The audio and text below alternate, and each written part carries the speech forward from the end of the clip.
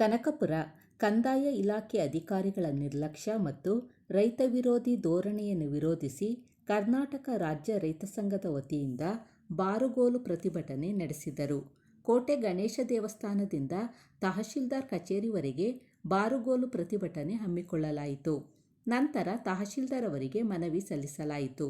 ಜಯ ಕರ್ನಾಟಕ ಜನಪರ ವೇದಿಕೆ ರಾಜ್ಯ ಸಲಹೆಗಾರ ಕುಮಾರಸ್ವಾಮಿ ಮತ್ತು ಕರ್ನಾಟಕ ರಾಜ್ಯ ರೈತ ಸಂಘದ ರಾಜ್ಯಾಧ್ಯಕ್ಷ ಬಡಗಲಪುರ ನಾಗೇಂದ್ರರವರು ಮಾತನಾಡಿ, ತಾಲೂಕಿನಲ್ಲಿ ಕಂದಾಯ ಅಧಿಕಾರಿಗಳು ಮತ್ತು ಗ್ರಾಮ ಲೆಕ್ಕಾಧಿಕಾರಿಗಳು ರೈತರಿಗೆ ಯಾವುದೇ ಕೆಲಸ ಮಾಡಿಕೊಡಲು ಸತಾಯಿಸುತ್ತಿದ್ದು, ಲಂಚ ನೀಡದೆ ಯಾವುದೇ ಕೆಲಸ ಆಗುತ್ತಿಲ್ಲ.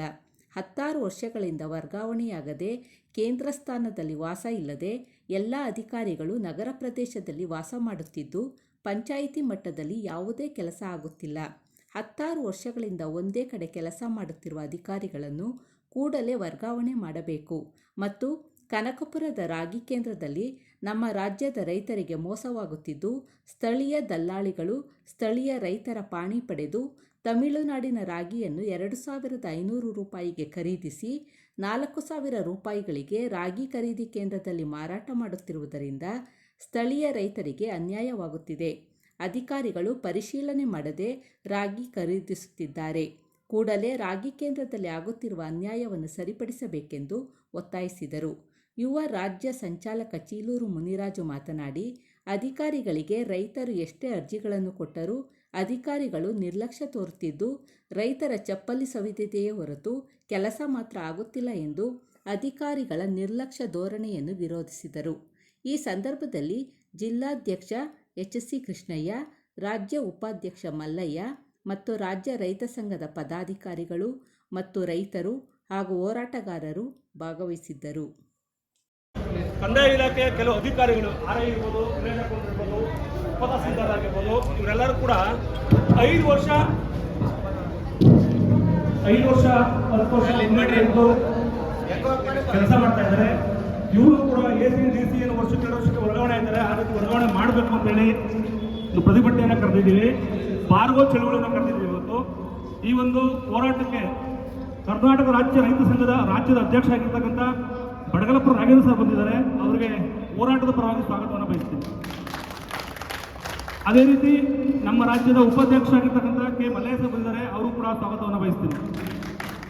ಮಂಡ್ಯದಿಂದ ಕಾರ್ಯದರ್ಶಿಗಳಾಗಿರ್ತಕ್ಕಂಥ ರವಿ ಸರ್ ಬಂದಿದ್ದಾರೆ. ಅವರು ಕೂಡ ಸ್ವಾಗತವನ್ನು ಬಯಸ್ತೀನಿ.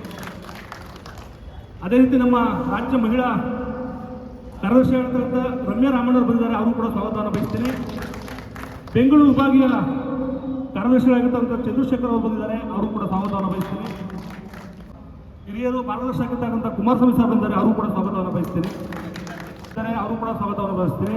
ಹಿರಿಯರು ಗೌರವಾಧ್ಯಕ್ಷ ಆಗಿರ್ತಕ್ಕಂಥ ತಿಮ್ಮೇಗೌಡರು ಬಂದಿದ್ದಾರೆ. ಅವರು ಕೂಡ ಸ್ವಾಗತವನ್ನು ಬಯಸ್ತೀನಿ. ಕಾರ್ಯಾಧ್ಯಕ್ಷ ಆಗಿರ್ತಕ್ಕಂಥ ಪುಟ್ಟಮಣ್ಣರು ಆಗಮಿಸಿದ್ದಾರೆ. ಅವರು ಕೂಡ ಸ್ವಾಗತಿಸ್ತೀನಿ.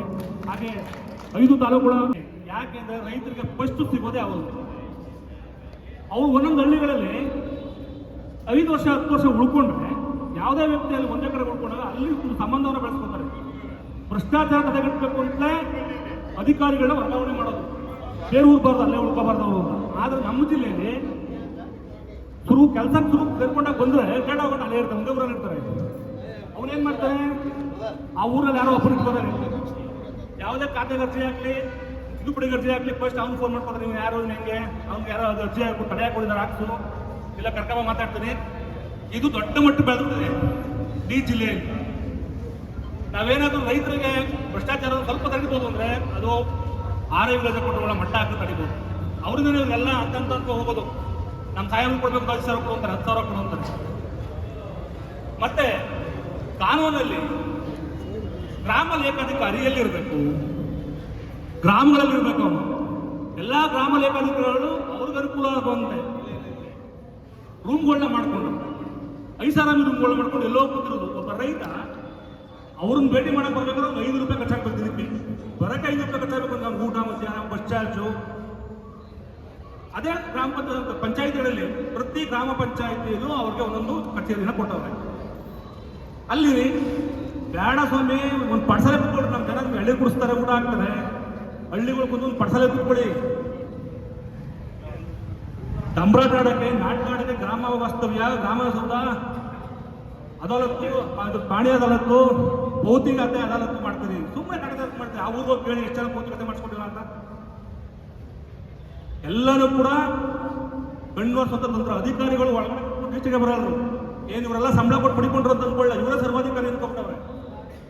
ಪ್ರೊಫೆಸರ್ ಉತ್ತಮ ಮಾಡಿದ್ರು. ಇವತ್ತು ಅವ್ರು ಮಾತು ಹೇಳ್ತಾರೆ, ಜಿಲ್ಲೆಯ ಮೊದಲ ಕೂಲಿಗಾರು ಜಿಲ್ಲಾಧಿಕಾರಿ, ತಾಲೂಕು ಆಫೀಸ್ ಮೊದಲ ಕೂಲಿ ತಹಸೀಲ್ದಾರ್. ಅನ್ನ ಹಾಕ್ತಾರೋ ನಾವು, ಬೆಳಗ್ಗೆ ಕುಡಿಯೋ ಹಾಲು ನಮ್ದು, ಮಧ್ಯಾಹ್ನದಲ್ಲಿ ಬಿಸಿಲಾದ ಕುಡಿಯೋ ಹಳ್ಳಿರು ನಮ್ದು, ಮಜ್ಜಿಗೆ ನಮ್ದು, ನೀವು ತಿನ್ನೋ ಅನ್ನ ನಮ್ದು, ನೀವು ಕೊಡೋ ಸಂಬಳ ನಮ್ದು. ಆದ್ರೆ ನಾವು ಬೀದಿಲಿ ಎ ಸಿ ರೂಮಲ್ಲಿ ಪಂಚೆ ಹಾಕೊಂಡು ಬಂದವನೇ ಒಂಥರ ಕಾಣಿಸ್ತೀರಿ, ಪ್ಯಾಂಟ್ ಹಾಕೊಂಡು ಶೂ ಹಾಕೋ ಬಂದವನೇ ಒಂಥರ ಕಾಣ್ತೀರಿ. ಎಲ್ಲ ಸಮಾನತೆ ಇಲ್ಲದೆ ಯಾರಾದ್ರೊಬ್ಬ ರೈತ ಚಡ್ಡಿನ ಪಂಚೆ ಹಾಕೊಂಡ್ರೆ ಆ ವಾಚ್ಮನ್ ಅರ್ಧ ಗಂಟೆ ನಿಲ್ಸ್ತಾನ. ಸಾಹೇಬ್ರು ಡಿಸ್ಕಸ್ ಮಾಡ್ತಾರೆ. ಏನ್ ಡಿಸ್ಕಸ್ ಮಾಡ್ತಾರೆ? ಬಾಕ್ಲಾಕು ಒಳಗಡೆ ಮೀಟಿಂಗು. ಅದೇ ಒಬ್ಬ ಶೂ ಹಾಕೊಂಡು ತಹಸೀಲ್ದಾರ್ ಬರ್ಬೇಕಿಲ್ಲ ಈಚೆಗೆ. ನಾಚಿಕೆ ಮಾನ ಮರ್ಯಾದೆ ಇದ್ರೆ 5 ನಿಮಿಷದಲ್ಲಿ ಬರ್ಬೇಕಿಲ್ಲ ಅಂದ್ರೆ ಒಳಗಡೆ ಹೋಗ್ತೀವಿ ನಾವು ಅಷ್ಟೇ. ಇಲ್ಲಿ ಬಾಗ್ಲಲ್ಲಿ ಕೊಟ್ಟು ಗೌರವ ಕೊಡ್ತಿದೀವಿ ಅಂತೇಳಿ ನಿಮ್ಮ ಉದ್ದಟತನ ಮರೆಯಕ್ಕೆ ಹೋಗ್ಬೇಡಿ. ರೈತರು ಇಲ್ಲಿ ಬಂದಿರೋದು ಏನು ಕೆಲಸ ಇಲ್ಲದೆ ಬಂದಿಲ್ಲ. ನಿಮ್ ಕಂದಾಯ ಇಲಾಖೆಯಲ್ಲಿ ಆಗ್ತಕ್ಕಂಥ ಅವ್ಯವಹಾರಗಳನ್ನ ನಿಮ್ಮ ಮುಂದೆ ಬಿಚ್ಚಿಡಬೇಕು ಅಂತ ಬಂದಿದ್ದೀವಿ. ನೀವು ಎ ಸಿ ರೂಮಲ್ಲಿ ಕುತ್ಕೊಂಡ್ಬಿಟ್ರೆ ನಾವೆಲ್ಲ ರೈತರ ಬಿಸಿಲಲ್ಲಿ ಕುತ್ಕೊಂಡು ಬೀದಿಲಿ ಕುತ್ಕೊಳ್ಳಕ್ಕೆ ನಿಮ್ಮ ಆಗಲ್ರಿ. ನಮ್ ಕೂಲಿ ನೀವು ಇನ್ನು 5 ನಿಮಿಷದಲ್ಲಿ ನಾವು ಬರ್ಲಿಲ್ಲ ಅಂತ ಹೇಳಿದ್ರೆ ನಿಮ್ಮ ಚೇಂಬರ್ ಒಳಗಡೆ ಹೋಗ್ತೀವಿ.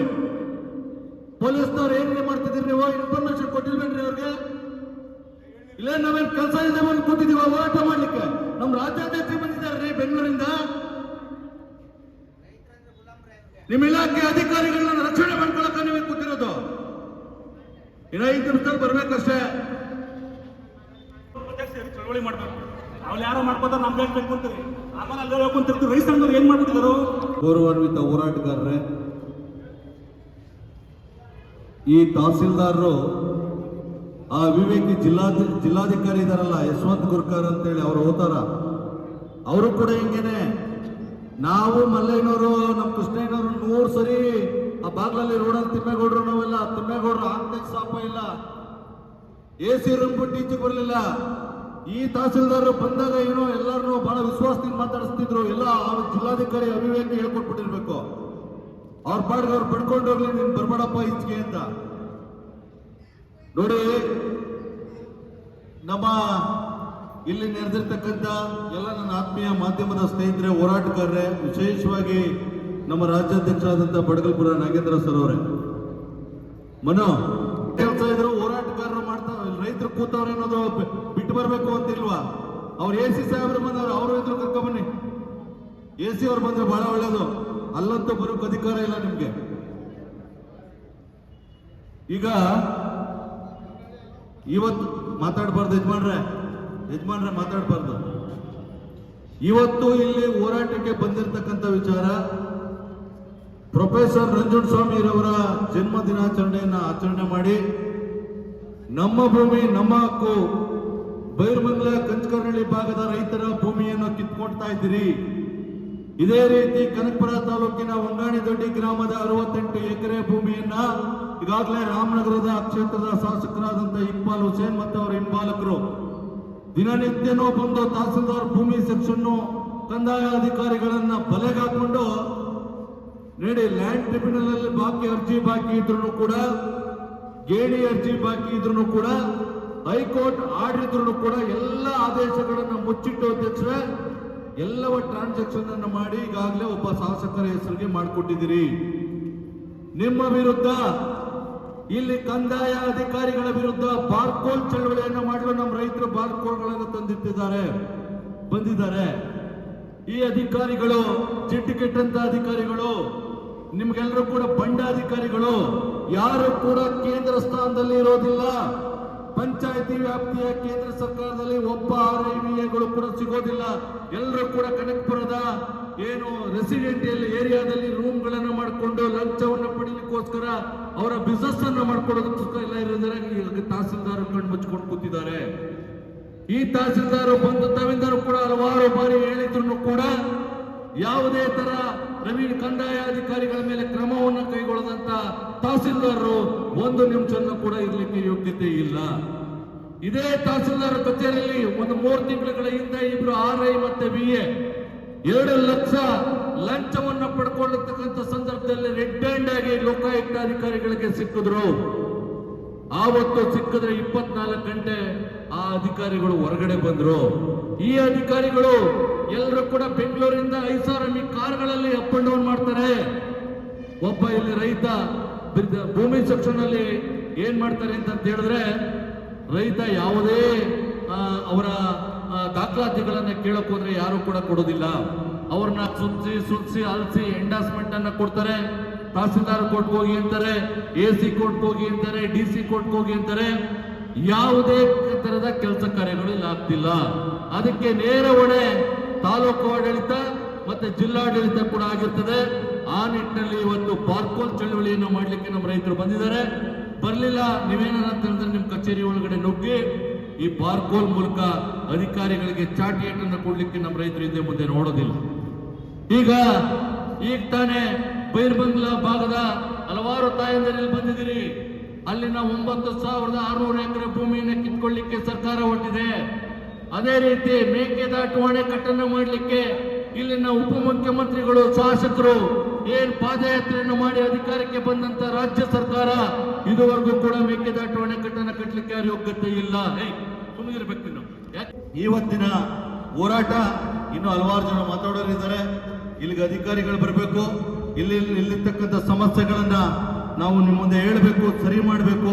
ಇಲ್ಲ ಅಂತ ಹೇಳಿದ್ರೆ ನಿಮ್ಮ ತಾಲೂಕು ನಿಷ್ಕ್ರಿಯ ಆಗಿದೆ, ತಾಲೂಕು ಆಡಳಿತ ಅಂತ ಹೇಳ್ತಕ್ಕಂಥ ಮಾತನ್ನ ಹೇಳ್ತಿದ್ರಿ. ಈಗ ಪ್ರಶಾಂತ್ ಹೊಸದುರ್ಗ ಅವರು 2 ನಿಮಿಷ ಮಾತಾಡ್ಲಿ, ಆಮೇಲೆ ಬೆಳಗ್ಗೆನೆ ನೀವು ಮಾಹಿತಿ ಕೊಟ್ಟಿರ್ತಾನೆ ರೈತರ ಚಳವಳಿ ಇದೆ ಅಂತ ಹೇಳಿ. ಈಗ ಒಂದು 10 ನಿಮಿಷ ಬಂದು ಹೋಗ್ಬೇಕಂತ ಹೇಳಪ್ಪ. ಇರೋ ನಾಗರಾಜು, ಅವ್ರ ಮೀಟಿಂಗು ಯಾವ ಭೂಮಿ ಯಾವ ಗೋಮಾಳನ ಯಾರ್ಯಾರು ಕೊಡ್ಬೇಕು ಯಾರ್ಯಾರು ಕಿತ್ಕೋಬೇಕು ಅಂತ ಹೇಳಿ ಮೀಟಿಂಗ್ ಮಾಡ್ಲಿಕ್ಕಾಗತ್ತೆ. ರೈತರ ಸಮಸ್ಯೆಯನ್ನ ಕೇಳಲಿಕ್ಕೆ ಇಲ್ಲಿ ಬರಕ್ಕಾಗಲ್ವ? 5 ನಿಮಿಷ ಬರ್ಬೇಕಂತ ಹೇಳಿ ಇರ್ರಿ, ಮಾತಾಡ್ಬೇಕು, ಮಧ್ಯೆ ಮಾತಾಡ್ಬೇಕು. ನಾಗರಾಜ್ ನೀವಿದ್ದೀವಿ. ಇಲ್ಲೊಂದು ರಾಗಿ ಕೇಂದ್ರ ಅಂತ ತೆಗೆದಿದ್ದಾರೆ. ರೈತರು ಬೆಳೆದಂತ ರಾಗಿನ ಬೆಂಬಲ ಬೆಲೆಯನ್ನು ಕೊಟ್ಟು ಖರೀದಿ ಮಾಡಬೇಕು ಅಂತ ಹೇಳಿ. ಅದನ್ನ ನಿಜವಾದ ರೈತರು ಯಾರು ಕೂಡ ರಾಗಿಯನ್ನ ತಂದು ಇಲ್ಲಿ ಹಾಕೋದಿಲ್ಲ. ತಮಿಳುನಾಡಿನ ರಾಗಿ ತರೋದು ಇಲ್ಲಿನ ದಲ್ಲಾಳಿಗಳು, ತಮಿಳುನಾಡಿನ ರಾಗಿ ಇಲ್ಲಿನ ನಮ್ಮ ತಾಲೂಕಿನ ಪಾಣಿಗಳು. ಇಲ್ಲೊಂದಷ್ಟು ಪಾಣಿ ಇದೆ, ನನ್ನ ಕೈಲೊಂದಷ್ಟು ಪಾಣಿ ಇದೆ. ತಹಸೀಲ್ದಾರ್ ಬರಲಿ, ನಾನು ಮಾತಾಡ್ಬೇಕು ಅಂತಿದ್ದೆ, ಈಗ ಹೇಳ್ತೀನಿ, ಅವ್ರು ಬಂದಾಗ ಕೇಳೋಣ. ಇಲ್ಲಿ ವ್ಯವಸಾಯ, ತೋಟಗಾರಿಕೆ, ನೀರಾವರಿ ಎಲ್ಲ 5 ಎಕರೆ ಜಾಗ ನೀರಾವರಿ ಜಾಗ ಇದೆ. ಇದಕ್ಕೆ ಈ ರೆವಿನ್ಯೂ ಅಧಿಕಾರಿಗಳು ರಾಗಿ ಬೆಳೆದವ್ರೆ ಅಂತ ಎಂಟ್ರಿ ಮಾಡವ್ರೆ. ಹೆಂಗೆ ಅಧ್ಯಕ್ಷ ಇದು? ಇವರು ಎಂಟ್ರಿ ಮಾಡ್ಬೇಕಂದ್ರೆ ಸ್ಥಳ ಪರಿಶೀಲನೆ ಮಾಡಿ ತಾನೇ ಎಂಟ್ರಿ ಮಾಡಬೇಕು. ಯಾರು ಮಧ್ಯವರ್ತಿಗಳು ದಲ್ಲಾಳಿಗಳವರೆಲ್ಲ ಇವ್ರಿಗೆ ದುಡ್ಡು ಕೊಡೋರು, ಅವ್ರ ಹೆಸರಲ್ಲಿ ಪಾಣಿಗಳನ್ನ ಎಂಟ್ರಿ ಮಾಡಿಬಿಡೋದು, ಆ ರೈತರಿಗೆ ಹೋಗೋದು 500,000 ಕೊಡ್ತೀವಿ ಅಂತೇಳಿ ಆಮಿಷ ಒಡ್ಡೋದು. ದಲ್ಲಾಳಿಗಳು ತಮಿಳುನಾಡಿಂದ ರಾಗಿ 2,000-2,500 ತರೋದು. ಇಲ್ಲಿ ನಮ್ಮ ತೆರಿಗೆ ದುಡ್ಡನ್ನು ಹಾಳು ಮಾಡಕ್ಕೆ 4,000 ಚಿಲ್ಲರೆ ಹಣನ ದಲ್ಲಾಳಿಗಳು ತಗೊಂಡು ನೀರು ಕುಡಿಯೋದು. ಇಲ್ಲಿ ಇನ್ನೊಂದು 2 ಪಾಣಿ ಇದೆ, ತೆಕ್ಲು ಏನು ಬೆಳೆದಿದೆ, ತೆಕ್ಲು ಕಾಡಂತಿದೆ, ಅದಕ್ಕೂ ಕೂಡ ರಾಗಿ ಬೆಳೆದವ್ರೆ ಅಂತ ಈ ರೆವಿನ್ಯೂ ಅಧಿಕಾರಿಗಳು ಎಂಟ್ರಿ ಮಾಡೋರು. ಇವರನ್ನ ಯಾವ ಭಾಷೆನಲ್ಲಿ ಬೈಬೇಕು, ಯಾವ ಭಾಷೆನಲ್ಲಿ ಮಾತಾಡಬೇಕು? ಈಗಾಗಲೇ ಇವ್ರನ್ನೆಲ್ಲ ನಿಭಾಯಿಸ್ತಾ ಇರ್ತಕ್ಕಂಥ ತಹಸೀಲ್ದಾರರು ಏನ್ ಕತ್ತೆ ಕಾಯ್ತಾ ಇದ್ದಾರ? ಹಾಗಾದ್ರೆ ಏನ್ ಬೇಕಾದ್ರೂ ಮಾಡ್ಬಿಡ್ಬೋದಾ? ಈಗಾಗಲೇ P ನಂಬರ್ ಜಾಗ, ಸರ್ಕಾರಿ ಜಾಗಗಳನ್ನ ಪ್ರಭಾವಿ ರಾಜಕಾರಣಿಗಳ ಹಿಂಬಾಲಕರುಗಳಿಗೆ ಎಲ್ಲವನ್ನೂ ಕೂಡ ಆಗ್ಲೇ ನೀವು ಪಾಣಿಗಳನ್ನ ಮಾಡ್ಕೊಟ್ಬಿಟ್ಟಿದ್ದೀರಿ. ಇಲ್ಲಿ ಒಂದ್ ಕಡೆ ಈ ರಾಗಿ ಸರ್ಕಾರ ಮಹತ್ವಾಕಾಂಕ್ಷೆಯ ಯೋಜನೆ ಏನು, ಬೆಳೆದಂತ ಬೆಳೆಗೆ ಬೆಂಬಲ ಬೆಲೆಯನ್ನು ಕೊಡಬೇಕು ರೈತರಿಗೆ, ರಾಗಿಗೆ ಅಂತೇಳಿ ಒಳ್ಳೆ ವಿಚಾರವನ್ನು ಇಟ್ಕೊಂಡು ಮಾಡಿದ್ರು. ಆದ್ರೆ ಇಲ್ಲಿನ ಅಧಿಕಾರಿಗಳು ಎಲ್ಲ ಕೂಡ ನುಸುಳುಕೊಂಡು ಹೋಗ್ತದೆ. ಈ ರೀತಿ ಸಾವಿರಾರು ಪಾಣಿಗಳಿಗೆ ಎಂಟ್ರಿ ಆಗಿದೆ, ಲಕ್ಷಾಂತರ ಪಾಣಿಗಳಿಗೆ ಎಂಟ್ರಿ ಆಗಿದೆ ತಾಲೂಕಿನಲ್ಲಿ. ನಮ್ಮ ತೆರಿಗೆ ದುಡ್ಡನ್ನ ದಲ್ಲಾಳಿಗಳು ತಮಿಳುನಾಡು ರಾಗಿಯನ್ನು ತಂದು ಇಲ್ಲಿ ದುಡ್ಡು ಮಾಡುವಂತ ವ್ಯವಸ್ಥಿತವಾದಂತ ಪಿತೂರಿ. ಹಾಗಾಗಿ ಇನ್ನೂ ಹಲವಾರು ವಿಚಾರಗಳಿದ್ದಾವೆ. ಪ್ರಶಾಂತ್ 5 ನಿಮಿಷ ಮಾತಾಡಿ. ಈ ಒಂದು ಅವ್ಯವಸ್ಥೆಗಳ ವಿರುದ್ಧವಾಗಿ ನಾವು ಹೋರಾಡಲೇಬೇಕಾಗಿದೆ. ಇತ್ತೀಚೆಗೆ ಎಲ್ಲ ಆಡಿ ಹೊಗಳಿಸ್ಕೊಳ್ತಾ ಇದ್ರು, ವೇದಿಕೆಗಳಲ್ಲಿ ಹಣ ಕೊಟ್ಟು ಕರೆಸ್ಕೊಂಡು ನಮ್ಮನ್ನ ಆಡಿ ಹೊಗಳಿ ನಾವು ಸಿಂಗಾಪುರ ಮಾಡ್ಬಿಟ್ಟಿದೀವಿ, ಅಮೆರಿಕ ಮಾಡ್ಬಿಟ್ಟಿದೀವಿ ಅಂತ ಹೇಳಿಕೊಟ್ಟ ಮಾತುಗಳನ್ನ ಹೇಳ್ತಾ ಇದ್ರು ಚಿತ್ರನಟನ ಕೈಯಲ್ಲಿ.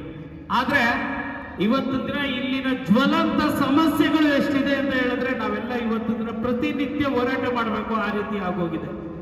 ಈ ತಾಯಿನೂ ಕೂಡ ಇಡೀ ಶಪ ಆಗ್ತಾ ಇದ್ರು ಇಲ್ಲಿ ಬಂದಂತ ಕ್ಷಣದಲ್ಲಿ. ಅಂತ ಹೇಳಿದ್ರೆ ಇಲ್ಲಿ ಎಷ್ಟು ಜನ ಅಧಿಕಾರಿಗಳಿದ್ದಾರೆ, ಇಲ್ಲಿನ ಬಡವರು, ಇಲ್ಲಿನ ರೈತರು ಓಡಾಡಿ ಓಡಾಡಿ ಅಷ್ಟು ಜೊತೆ ಚಪ್ಪಲಿಗಳು ಸಮದೋಗಿದೆ. ತಲಾಗೊಂದೊಂದು ಜೊತೆ ಚಪ್ಪಲಿ ಕೊಡ್ಬೋದು, ಅಷ್ಟು ಜೊತೆ ಚಪ್ಪಲಿ ಇಲ್ಲಿನ ಬಡವರ ಅದು ಸಮದೋಗಿದೆ.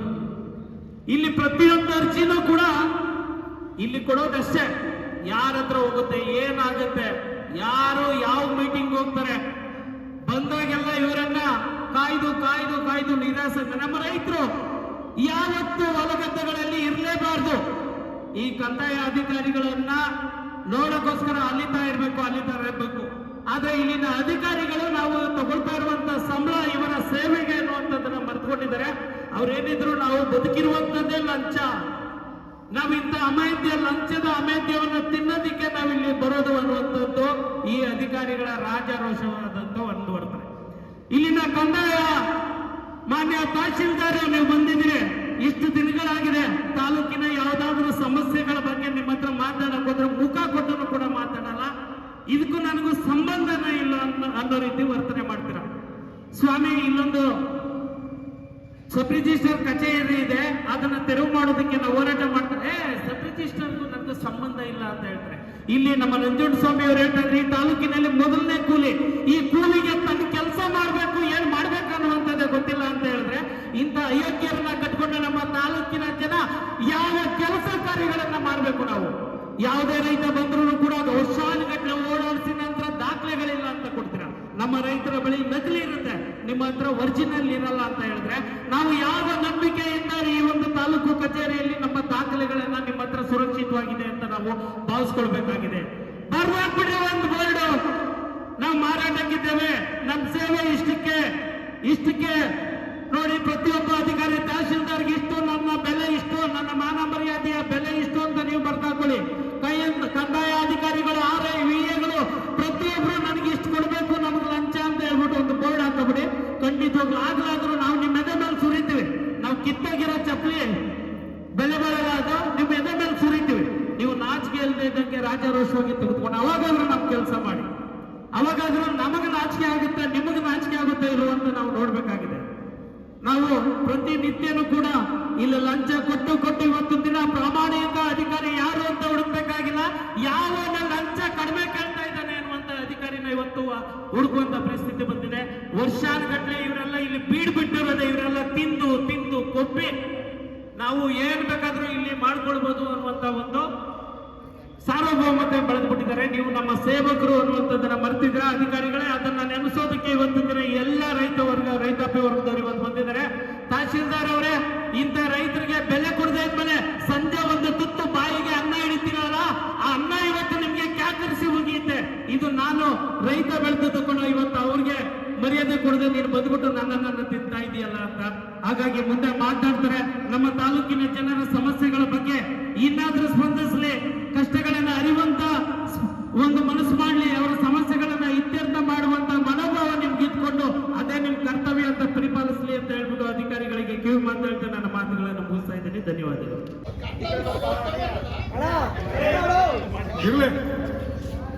ತಹಸೀಲ್ದಾರ್ ಕಾಯ್ತಾರೆ, ಇಲ್ಲ ಕುಡಿಯೋಕ್ ನೀರಿಲ್ಲ ಕಾಯಿಸ್ತಾ ಇದ್ದಾರೆ. ಈ ಅಧಿಕಾರಿ ಸ್ಥಾನ ಏನು? ಇವರೊಬ್ಬ ಕ್ಲಾಸ್ 1 ಆಫೀಸರ್ ಆದ್ರೆ ರೈತ ಯಾವ ಕ್ಲಾಸ್ ರೈತ? ಇದನ್ನ ಅರ್ಥ ಮಾಡ್ಕೋಬೇಕು. ಅವ್ರು ರೈತರ ಮಗನೇ ಆಗಿರ್ತಾನೆ, ಎಲ್ಲೋ ಇಲ್ಲಿ ಬಂದು ಇವಾಗ ಇದು ಮಾಡ್ತಾರೆ. ಯಾಕೆ ಈ ಭ್ರಷ್ಟಾಚಾರ ಇವತ್ತು ನಡೀತಾ ಇದೆ ಅಂತ ಹೇಳಿ ನನ್ನ ಅಭಿಪ್ರಾಯ. ಇವತ್ತು ಶಾಸನ ಫುಲ್ಗಟ್ಟಾಗಿದೆ. ಇವತ್ತು ಏನು ನಾವು ಓಟಾಗಿ ಕಳಿಸ್ಕೊಡ್ತೀವಿ ಜನಗಳನ್ನ, ಮೊದಲೇ ಅವರೇ ಫುಲ್ಗಟ್ಟಾಗಿದ್ದಾರೆ. ಅವ್ರೆ ಆ ಕೆಲಸ ತಗೊಳ್ಬೇಕಾದ್ರೆ ಅವ್ರು ಅಂತ ಕೊಟ್ಟು ಬಂದಿರ್ತಾರೆ, ಒಂದು ಟ್ರಾನ್ಸ್ಫರ್ ತಗೋಬೇಕಾದ್ರೆ 25-50 ಲಕ್ಷ ಕೊಟ್ಟು ಬಂದಿರ್ತಾನೆ. ಇವೆಲ್ಲ ಜನರಿಗೂ ಗೊತ್ತಿರುವಂಥ ವಿಚಾರ, ಈ ತಹಸೀಲ್ದಾರ್ಗೂ ಗೊತ್ತು. ಹಂಗಾಗಿ ಇವತ್ತು ಯಾರು ಬೈಬೇಕು ನಾವು? ಈ ತಹಸೀಲ್ದಾರ್ನು ಬೈದೋ, ಈ ತಾಲೂಕಿನ MLA ಮಿನಿಸ್ಟರ್ ಅವರು ಬೈಯೋದು, ಅಥವಾ ಏನು ವಿಧಾನಸೌಧ ಕೂತಾರೆ ಅವರು ಬೈಯೋದು ಅಂತಕ್ಕಂಥದ್ದು ಭಾಳ ಎಲ್ಲ ಯೋಚನೆ ಮಾಡಬೇಕು. ಯಾಕೆಂದ್ರೆ ರೈತರು ಬಂದಾನೆ ಹೋಗಂತ ಅಂದ್ಬಿಟ್ಟು ಮಾಡ್ಕೊಂಡು ಕೂತಿದ್ರೆ ಏನು ರೈತನ ಬಗ್ಗೆ ಎಷ್ಟು ಗೌರವ ಇದೆ ವೈರ್ಗೆ, ಅದನ್ನೆಲ್ಲ ನಾವೆಲ್ಲ ಯೋಚನೆ ಮಾಡಬೇಕು.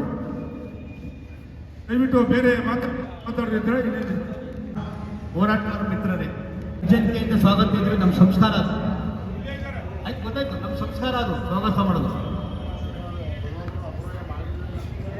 ಸ್ಪಂದಿಸಬೇಕು. ಜನರ ಸಮಸ್ಯೆ ಬಗೆಹರಿದ್ರೆ ತಾಲೂಕು ಆಫೀಸ್ ಮುಂದೆ ಜನ ಬರೋದಿಲ್ಲ. ತಾಲೂಕು ಆಫೀಸ್ ಮುಂದೆ ಜನ ಬರಲ್ಲ. ಭೂ ವಿವಾದಗಳು ಕಡಿಮೆ ಆದರೆ ಸರ್ಕಾರಿ ಕಚೇರಿ ರೈತರಿಗೆ ಕೆಲಸ ಇಲ್ಲ.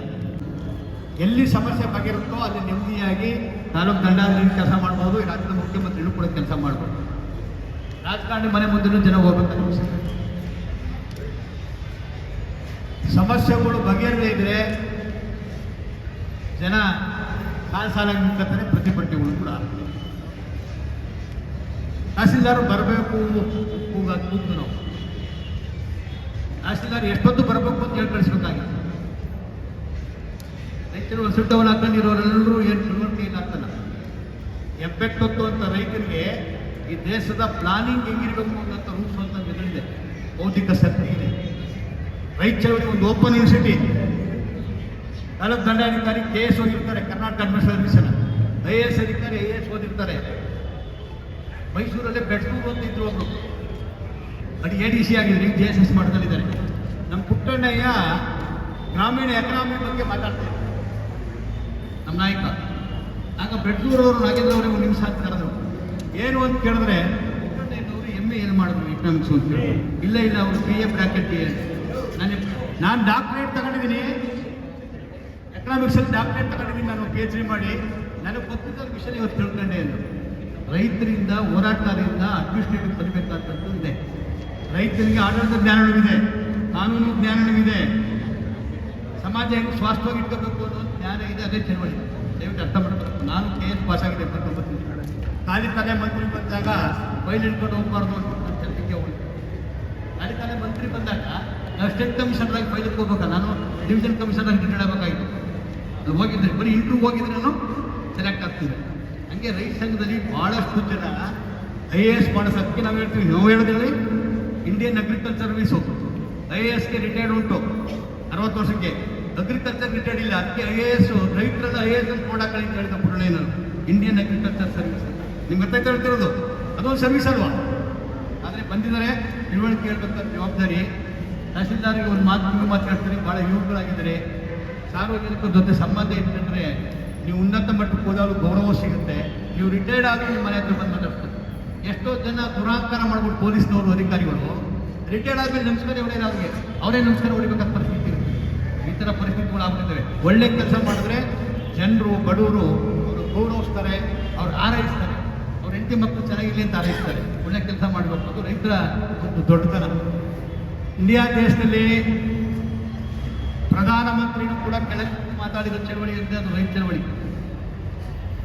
ಪ್ರಧಾನಮಂತ್ರಿ ಭೇಟಿ ಮಾಡಕ್ಕೆ ಬಂದು ಮಾತಾಡೋಕ್ಕೆ ಅಂದ್ರೂ ನೀವು ಬರಲ್ಲ, ಬಹಿಷ್ಕಾರ ಹಾಕಿರೋದು ರೈತ ಚಳವಳಿ ಆಯ್ತಲ್ಲ. ಅದು ಎಂತೆಂಥ ಮುಖ್ಯಮಂತ್ರಿಗಳು ಕೆಳಗೆ ಕೂರಿಸಿ ಮಾತಾಡಿದ್ದು, IAS ಆಫೀಸರ್ ಕೆಳಗೆ ಕೂರಿಸಿ ಮಾಡಿ ಚರ್ಚೆ ಮಾಡಿದ್ವಿ. ಗುಂಡುಪೇಟೆ ಚಳವಳಿ ಆಗಿ 37 ದಿನ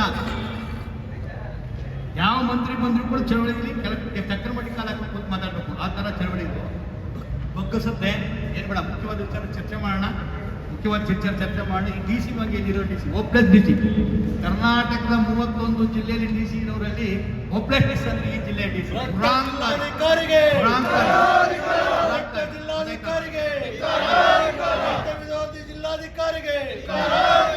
ಈಗ ಬಂದಿರೋ ಸಮಸ್ಯೆ ಚರ್ಚೆ ಮಾಡೋಣ. ಪ್ರಮುಖವಾಗಿ ಚರ್ಚೆ ಮಾಡ್ತೀವಿ. ಕುಮಾರಸ್ವಾಮಿ ಹೇಳಿದಾಗ ನನಗೆ ಗೊತ್ತಾಯ್ತು. ನಾನು ಕೊಪ್ಪಳಕ್ಕೆ ಹೋಗಿದ್ದೆ. ಜೋಳನೇ ಬೆಳೆದಿಲ್ಲ ರೈತ, GPS ಮಾಡ್ಕೊಂಡ್ಬಿಟ್ಟು ಆಂಧ್ರದಿಂದ ಜೋಳ ತಗೊಂಡ್ಬಂದು ನಮ್ಮ ಖರೀದಿ ಕೇಂದ್ರ ಬರ. ಈ ಭಾಗದಲ್ಲಿ ರಾಗಿ ಬೆಳಿತೀವಿ, ರಾಗಿನೇ ಬೆಳೆದಿದ್ದು ರೈತ ಲೂಟ್ ಆಗುತ್ತೆ. ನಾವು ರೈತ ತಪ್ಪು ಮಾಡೋದು ತಪ್ಪೇದು. ಸಾರ್ವಜನಿಕ ಹಣ ಲೂಟ್ ಆಗಬಾರ್ದು, ಎಲ್ಲ ತೆರಿಗೆ ಹಣ. ಅದು ಯಾವ ನ್ಯಾಯಕ್ಕೆ ತಲುಪಬೇಕು ಅನ್ನೋದು ಎಲ್ಲ ಒತ್ತಾಯ ಮಾಡಿ. ಜಾಸ್ತಿ ಮಾತಾಡೋದೇನು ಬೇಡ, ಏನೋ ಸಾಕು ಅನ್ಸುತ್ತೆ. ಒಂದು ತಿಳ್ಕಡಿ ಬಾರ್ಕೋರ್ ಇಟ್ಕೊಂಡ್ಬಂದಿರೋದು. ಬಾರ್ಕೋರ್ ಯಾರ ಮೇಲೆ ಹೊಡೆಯಕ್ಕಲ್ಲ. ಬಾರ್ಕೋರ್ ರೂಲ್ ಆಫ್ ಲಾ ಅಂತ ಇಟ್ಕೊಂಡಿದ್ದೀವಿ ಸ್ವಾಮಿ. ರೂಲ್ ಆಫ್ ಲಾ ಅಂದ್ರೆ ಚಿಕ್ಕಮಗಳೂರಲ್ಲಿ 1982ರಲ್ಲಿ ಒಂದು ಸಭೆ ಕೊಡ್ಬೇಕಾದ್ರೆ ಒಬ್ಬ ಪೊಲೀಸ್ ಪೇದೆ ಕುದುರೆಯಲ್ಲಿ ಇಟ್ಕೊಂಡು ಬಾರ್ಕೋಲ್ನ ಇಟ್ಕೊಂಡ್ಬಂದ. DC ಅಲ್ಲೇ ಇದ್ರು. ಯಾರು DC ಅಂದ್ರು. ಏನು ಕೇಳಿದ್ರು ಅಂದ್ರೆ, ನಾವು ಬಾರ್ಕೋಲ್ ಕಿತ್ಕೊಳ್ತಿರೋ ನಾವು ಕಿತ್ಕೊಳ್ಳೋ ಓಡೋದ್ರು. ಬಾರ್ಕೋಡ್ ಇಟ್ಕೊಬರಕ್ಕಾಗಲ್ಲ. ಬಾರ್ಕೋಡ್ ಅನ್ನೋದು ಒಂದು ಎಚ್ಚರಿಕೆ ಸಂಕೇತ. ರೂಲ್ ಆಫ್ ಲಾ ಅಂತ ರೂಲ್ ಆಫ್ ಲಾ ಅಂತ ಇದೆ, ಅದೊಂದು ಪಟ್ಟೆನೇ ಆಗಿತ್ತು ಹೈಸ್ಕೂಲಲ್ಲಿ. ರೂಲ್ ಆಫ್ ಲಾ ಅಂತ ಬಾರ್ಕೋಡ್ ತಿಳುವಳಿ ಅರ್ಥ ಆಯ್ತಲ್ವಾ? ಎಲ್ಲ ಇರಲಿ, ಇಲ್ಲಿ ಜಾಸ್ತಿ ಒಂದು ಮಾತಾಡೋಕ್ಕಿಂತ ಸಮಸ್ಯೆಗಳು ಬೆಳಗ್ತೀನಿ ಮತ್ತು ರಾಜ್ಯಾಧ್ಯಕ್ಷರಾದಂಥ ಬಡಗಲ್ಪುರ ನಾಗೇಂದ್ರ ಸರ್ ಅವರಿಗೆ ಅಭಿನಂದನೆಗಳು. ತಹಸೀಲ್ದಾರ್ ಸಾಹೇಬ್ರೆ, ನಾವು ಇವತ್ತು ಈ ಚಳವಳಿಯನ್ನು ಮಾಡ್ತಾ ಇರುವಂಥದ್ದು ನಿಮ್ಮ ತಾಲೂಕು ಕಚೇರಿ ಇರತಕ್ಕಂಥ ಕಂದಾಯ ಅಧಿಕಾರಿಗಳ ನಿರ್ಲಕ್ಷ್ಯ, ರೈತ ವಿರೋಧಿ ಧೋರಣೆಯನ್ನು ಖಂಡಿಸಿ. ಏನು ಒಬ್ಬ ಅಧಿಕಾರಿನೂ ಕೂಡ ರೈತರ ಸಮಸ್ಯೆಗೆ ಸ್ಪಂದಿಸ್ತಾ ಇಲ್ಲ. ಏನೇ ಮನವಿ ತಂದು ಕೊಟ್ಟರು ಕೂಡ ಅವ್ರಿಗೆ ಒಂದು ಎಂಡಾಸ್ಮೆಂಟ್ ಅನ್ನು ಕೊಟ್ಟು ಕಳಿಸೋದು. ನಿಮ್ಮ AC court, DC court, tehsildar court ಅಲ್ದು 2 ವರ್ಷ 3 ವರ್ಷ ಚಪ್ಪಲಿ ಸುಮ್ದೋಗ್ಬೇಕು ನಮ್ಮ ರೈತರು. ಇದು ವಾಸ್ತವ, ನಿಮಗೂ ಕೂಡ ಗೊತ್ತಾಗಿದೆ, ನಿಮ್ಗೆಲ್ಲವೂ ಕೂಡ ಗೊತ್ತಿದೆ. ಇನ್ನೊಂದು ಗಂಭೀರವಾದಂಥ ಸಮಸ್ಯೆ ಅಂತ ಹೇಳಿದ್ರೆ ಈ ತಾಲೂಕಿನಲ್ಲಿ RIVAಗಳು ಯಾವುದೇ ಕೇಂದ್ರ ಸ್ಥಾನದಲ್ಲಿ ಒಬ್ಬರು ಕೂಡ ಇಲ್ಲ. ಅಲ್ಲಿನ ಪಂಚಾಯತಿ ವ್ಯಾಪ್ತಿನಲ್ಲಿ ಯಾವುದೇ ರೈತರ ಸಾರ್ವಜನಿಕರ ಕೆಲಸಗಳಾಗ್ತಾ ಇಲ್ಲ. ಎಲ್ಲರೂ ಕೂಡ ಕನಕಪುರದಲ್ಲಿ ಮನೆ ಮಾಡಿಕೊಂಡು ರೆಸಿಡೆನ್ಷಿಯಲ್ ಏರಿಯಾದಲ್ಲಿ ಆರಾಮಾಗಿ ಲಂಚ್ಗಳನ್ನು ತಕ್ಕೊಂಡು, ಅವ್ರಿಗೆ ಬೇಕಾದಷ್ಟು ಲಂಚ್ಗಳನ್ನು ತಕ್ಕೊಂಡು, ಏನಾದ್ರು ಲಂಚ ಕೊಟ್ಟರೆ ಮಾತ್ರ ಫೈಲ್ ಮೂವ್ ಆಗುತ್ತೆ, ಇಲ್ಲ ಅಂದ್ರೆ ಯಾವುದೇ ಕಾರಣಕ್ಕೂ ಮೂವ್ ಆಗೋದಿಲ್ಲ. ನಿಮ್ಗೆಲ್ಲ ಸತ್ಯವನ್ನು ಕೂಡ ಗೊತ್ತಿದೆ. ನೀವು ಹೊಸದಾಗಿ ಬಂದಿದ್ದೀರಿ, ಒಂದು 6 ತಿಂಗಳು ನಾವು ಯಾಕೆ ಇಷ್ಟು ದಿನ ಕಾಲಾವಕಾಶವನ್ನು ನಿಮಗೆ ಕೊಟ್ಟು ಅಂತ ಹೇಳಿದ್ರೆ, ಬಂದಂತ ಸಂದರ್ಭದಲ್ಲಿ ನಾನು ಮುನ್ರಾಜು ಬಂದು ಮೌಖಿಕವಾಗಿ ನಿಮಗೆ ಎಲ್ಲ ಈ ತಾಲೂಕಿನ ಪರಿಸ್ಥಿತಿಗಳನ್ನ ನಿಮ್ಗೆ ಹೇಳಿದ್ವಿ. ಇಲ್ಲಿನ ಅಧಿಕಾರಿಗಳು ಬಂಡಿಗೆಟ್ಟೋಗ್ಬಿಟ್ಟವ್ರೆ, ರಾಜಕಾರಣಿಗಳ ಕೈಗೊಂಬೆ ಅಂತ ಕೆಲಸ ಮಾಡ್ತಿದ್ದಾರೆ. ಭೂಮಿ ಸೆಕ್ಷನ್ ಅಲ್ಲಿ ಅವ್ರಿಗೆ ಯಾರಿಗೆ ಬೇಕೋ, ಅವ್ರಿಗೆ ಏನ್ ಬೇಕೋ ಆ ರೀತಿ ಎಲ್ಲ ರೈತರ ಹೆಸರಲ್ಲಿ ಮಾಡ್ಕೊಟ್ಟು ಹೋಗ್ತಾರೆ. ಆದ್ರೆ ಅದೇ ರೈತ ಅರ್ಜಿ ಕೊಟ್ರೆ ಅದನ್ನ ಕಸದ ಬುಟ್ಟಿಗೆ ಬಿಸಾಕ್ತಾರೆ. ಇನ್ನೊಂದು ಗಂಭೀರವಾದಂತ ವಿಚಾರ, ಏನು ರಾಗಿ ಕೇಂದ್ರ ಅಂತ ಒಂದು ತೆರೆದಿದ್ದೀರಿ. ರೈತರು ಬೆಳೆದಂತ ರಾಗಿಯನ್ನ ಬೆಂಬಲ ಬೆಲೆ 4,200 ರೂಪಾಯಿ ಕೊಟ್ಟು ನಾವು ಖರೀದಿ ಮಾಡ್ತೀವಿ ಅಂತೇಳಿ ಸರ್ಕಾರದ ಮುಖ್ಯಮಂತ್ರಿಗಳು, ಉಪಮುಖ್ಯಮಂತ್ರಿಗಳು ವಿಧಾನಸೌಧದಲ್ಲಿ ಕೂತು ಹೇಳ್ತಾರೆ. ಇಲ್ಲಿನ ಅಧಿಕಾರಿಗಳು ಮಾಡ್ತಾ ಇರೋದೇನು? ತಮಿಳುನಾಡಿನ ರಾಗಿ ಇಲ್ಲಿನ ದಲ್ಲಾಳಿಗಳು ನೋಡಿ. ಉದಾಹರಣೆಗೆ ಇಲ್ಲೊಂದು 4-5 ಪಾಣಿಗಳಿದಾವೆ ನನ್ನ ಹತ್ರ, ನಿಮ್ಗೆ ಹೇಳ್ತೀನಿ. ನಲ್ಲಹಳ್ಳಿನಲ್ಲಿರ್ತಕ್ಕಂಥ ನಲ್ಲಹಳ್ಳಿ ಉಯ್ಯಂಬಳ್ಳಿ ಹೋಬಳಿನ ನಲ್ಲಹಳ್ಳಿಲಿರ್ತಕ್ಕಂಥ ಪಾಣಿಗಳು. ಇದು ಕಡ್ಡಿ ತೋಟ ಇದೆ, ತೆಂಗಿನ ತೋಟ ಇದೆ, ಇಲ್ಲಿ ರಾಗಿ ಬೆಳೆಯೋದಿಲ್ಲ. ಅಲ್ಲಿಗೆ ರಾಗಿ ಬೆಳೆದವ್ರೆ ಅಂತೇಳಿ ನಿಮ್ಮ ರೆವಿನ್ಯೂ ಅಧಿಕಾರಿಗಳು ಎಂಟ್ರಿ ಮಾಡಿದ್ದಾರೆ. ಇದಕ್ಕೆ ನೀವೇನು ಹೇಳ್ತೀರಿ? ಇನ್ನ 5 ಎಕರೆ ತೆಕ್ಲಿ ಬಿದ್ದೈತೆ, ಕಾಡಿದಂಗಿದೆ, ಅದಕ್ಕೂ ಕೂಡ ಇದಕ್ಕೆ ರಾಗಿ ಬೆಳೆದವ್ರೆ. ಈ ಪಾಣಿಗಳನ್ನ ರೈತರ ಹತ್ರ ಹೋಗೋದು ಈ ದಲ್ಲಾಳಿಗಳು ಬಲವಂತವಾಗಿ ಇಲ್ಲೇ ತಗೊಂಡ್ಬಿಡ್ತಾರೆ. ಮೊದಲಂಗೇನು ಪಾಣಿಗಳೇನು ಅವ್ರ ಹತ್ರಕ್ಕೇನು ಹೋಗ್ಬೇಕಾದಿಲ್ಲ. ಸರ್ವೆ ನಂಬರ್ ಅಲ್ಲಿ ಇಲ್ಲೇ ಕಂಪ್ಯೂಟರ್ ತಕ್ಕೋತಾರೆ, ಈ ಪಾಣಿಗಳನ್ನ ಹಿಡ್ಕೋತಾರೆ. ಯಾರೋ ಒಬ್ಬನ ಕೆಂಚಪ್ಪನ್ನ ಅವ್ರ ಕಡೆವನ್ನೇ ಕೆಂಚಪ್ಪನ್ ಮಾಡ್ತಾರೆ. ಅವರು ಎಲ್ಲ ಗೊತ್ತು, ಅಡ್ಜಸ್ಟ್ಮೆಂಟ್ಸ್ ಗೊತ್ತು. ಈ ರೀತಿಯಾದಂತ 100 ಪ್ರಕರಣಗಳು ಈ ತಾಲೂಕಿನಲ್ಲಿ ನಡೀತಾ ಇದ್ದಾವೆ. ಮತ್ತೆ ಗೋಮಾಳಗಳು, P ನಂಬರ್ಗಳ ಜಾಗಗಳು ಮಾಯ ಆಗ್ತಿದ್ದಾವೆ. 2 ವರ್ಷದ ಹಿಂದೆ ಇದ್ದಂತ ಗೋಮಾಳಗಳು 5 ವರ್ಷ ನಿಮ್ ಬರೋಕ್ಕಿಂತ ಹಿಂದೆ 5 ವರ್ಷದಲ್ಲಿ ಎಷ್ಟು ಎಕರೆ ಗೋಮಾಳಗಳು P ನಂಬರ್ಗಳಿದ್ದು ಅಂತಕ್ಕಂಥದ್ದನ್ನ ಒಂದು ಮಾಹಿತಿಯನ್ನು ತೆಗೆದುಕೊಳ್ಳಿ. ಇವತ್ತು ಎಷ್ಟಿದೆ ಅಂತಕ್ಕಂಥ ಮಾಹಿತಿಯನ್ನು ತೆಗೆದುಕೊಳ್ಳಿ. ಯಾವ ಉದ್ದೇಶಕ್ಕೋಸ್ಕರ? ಇಲ್ಲ ದಲಿತರು ಕೊಟ್ಟಿದ್ದೀರಾ, ಇಲ್ಲ 53 ಅರ್ಜಿ ಹಾಕೊಂಡಿದ್ದವರು ಸಾರ್ವಜನಿಕರು ಕೊಟ್ಟಿದ್ದೀರಾ, ಇಲ್ಲ ಯಾವ ಉದ್ದೇಶ ಕೊಟ್ಟಿದ್ದೀರಾ? ಪ್ರಭಾವಿಗಳಿಗೆ ಎಷ್ಟೆಷ್ಟು ಜನ ದುಡ್ಡು ತಗೊಂಡು ಕೊಟ್ಟಿದ್ದೀರಾ ಅಂತಕ್ಕಂಥದ್ದು ಗೊತ್ತಾಗ್ತದೆ. ಅಂತ ಅಧಿಕಾರಿಗಳನ್ನ ಮುಲಾಜಿತ ಮನೆ ಕಳಿಸುವಂತ ಕೆಲಸವನ್ನ ತಾವು ಮಾಡಬೇಕು ಅಂತೇಳಿ ನಾನು ಹೋರಾಟಗಾರರ ಪರವಾಗಿ ವಿನಂತಿಯನ್ನು ಮಾಡ್ಕೊಳ್ತೀನಿ. ಮತ್ತೆ ಮೊದಲನೇ ಕೆಲಸ ಏನು, ಕೇಂದ್ರ ಗ್ರಾಮ ಪಂಚಾಯತಿ ವ್ಯಾಪ್ತಿನಲ್ಲಿ ಅವ್ರಿಗೊಂದು ರೂಮ್ ಅಂತ ಕೊಟ್ಟಿದ್ದೀರಿ, ಅಲ್ಲೇ ಕೂತ್ ಕೆಲಸ ಮಾಡಬೇಕು ಅಧಿಕಾರಿಗಳು ಅಂತ. ಅವ್ರು ಯಾರ ಕೂಡದಲ್ಲಿ ಇದ್ರ ಬಗ್ಗೆ ಸೂಕ್ತವಾದಂತ ಕ್ರಮವನ್ನ ನೀವು ಒಂದು ವಾರದ ಒಳಗಡೆ ತಗೊಳ್ತೀರಾ ಅಂತೇಳಿ ನಮ್ಮ ಹೋರಾಟಗಾರರ ಪರವಾಗಿ ನಾನೆಲ್ಲ ವಿನಂತಿ ಮಾಡ್ತೀನಿ. ಇನ್ನೂ ಹಲವಾರು ಸಮಸ್ಯೆಗಳಿದಾವೆ. ತಹಸೀಲ್ದಾರ್ ಸಾಹೇಬ್ರೆ, ನೀವು ಯಂಗ್ಸ್ಟರ್ ಇದ್ದೀರಿ, ನಿಮ್ಮ ಮೇಲೆ ಬಹಳ ನಿರೀಕ್ಷೆ ಇದೆ, ರೈತ ಪರವಾಗಿ ಕೆಲಸ ಮಾಡ್ತೀರಿ ಅಂತೇಳಿ ನಾವು ಕೂಡ ಭಾವಿಸಿದ್ವಿ. ನಾವು ಕೂಡ ನೋಡಿ, ನಾವೆಲ್ಲ ಹೋರಾಟಗಾರರು ನಿಮಗೆ ಬೈದು ನಾವೇನು ಸಾಧನೆ ಮಾಡಬೇಕಾದಿಲ್ಲ.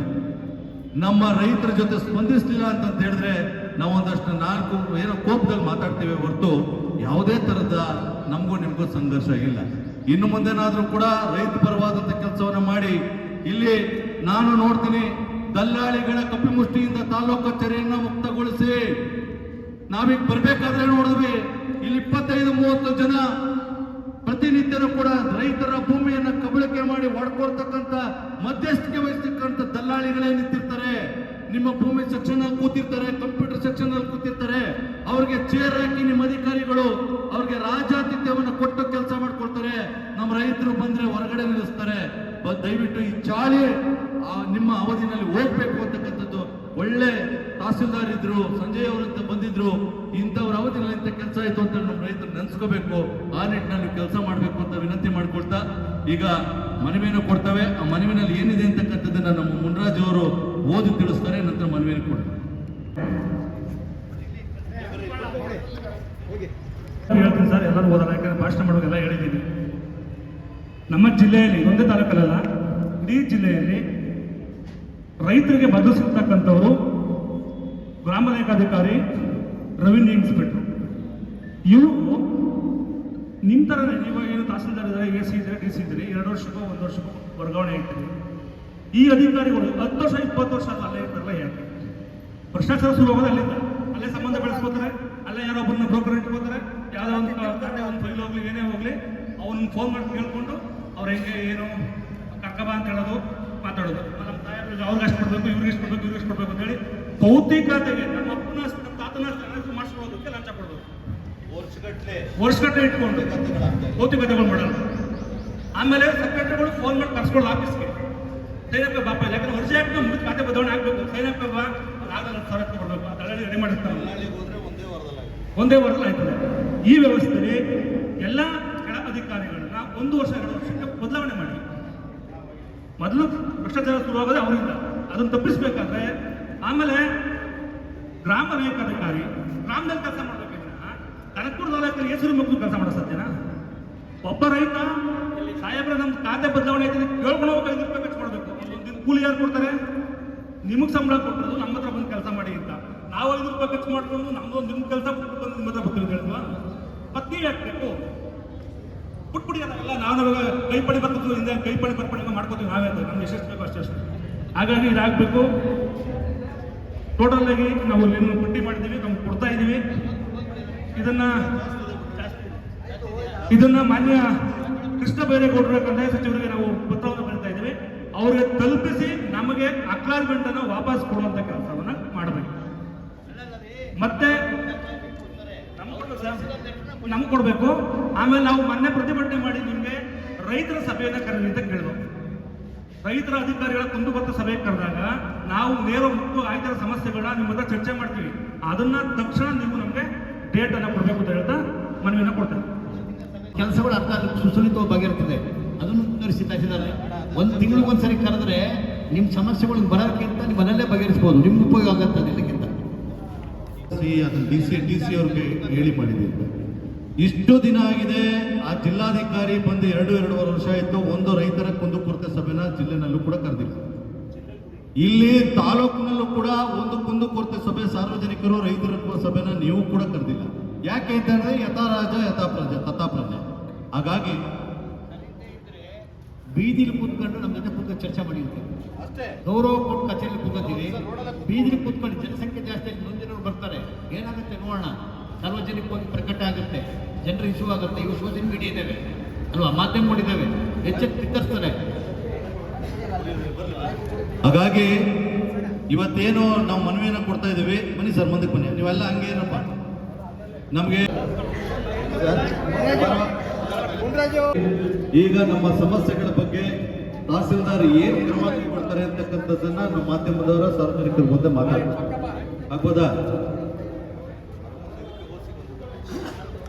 ಎಲ್ಲ ಸಮಸ್ಯೆಗಳನ್ನ ಗೊತ್ತಾಡಿ ಆದಷ್ಟು ಬೇಗ ನೀವೇನೇನು ಕೋರಿಕೆ ಕೊಟ್ಟಿದ್ದೀರಾ ಅದ್ರ ಬಗ್ಗೆ ನಾನು ಪ್ರಾಮಾಣಿಕವಾಗಿ ಕ್ರಮ ಕೈಗೊಂಡು ನಿಮಗೆ ಈ ಕ್ರಮದ ಬಗ್ಗೆ ಏನೇನು ಸೂಕ್ತ ಪರಿಹಾರ ಕಂಡುಕೊಂಡಿದ್ದೀವಿ ಅಂತ ತಮ್ಮ ತಿಳಿಸಿ. ಅಂಶ ನಮಗೆ ಗಂಭೀರವಾದಂಥ ಅಂಶ.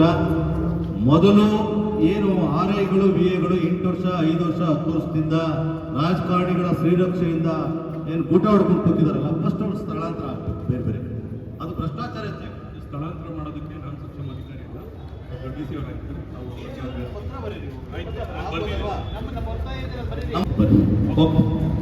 ಕರ್ನಾಟಕ ರಾಜ್ಯಕ್ಕೆ ಹೋರಾಟಕ್ಕೆ ಚಳುವಳಿಗೆ ಬೇಕು.